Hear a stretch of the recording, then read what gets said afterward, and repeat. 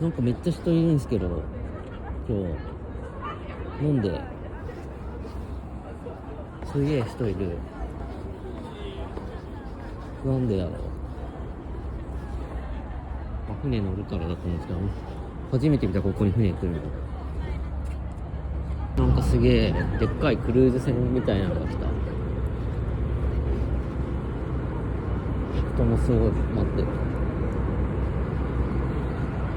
どっかの会社が貸し切ったりしてるの。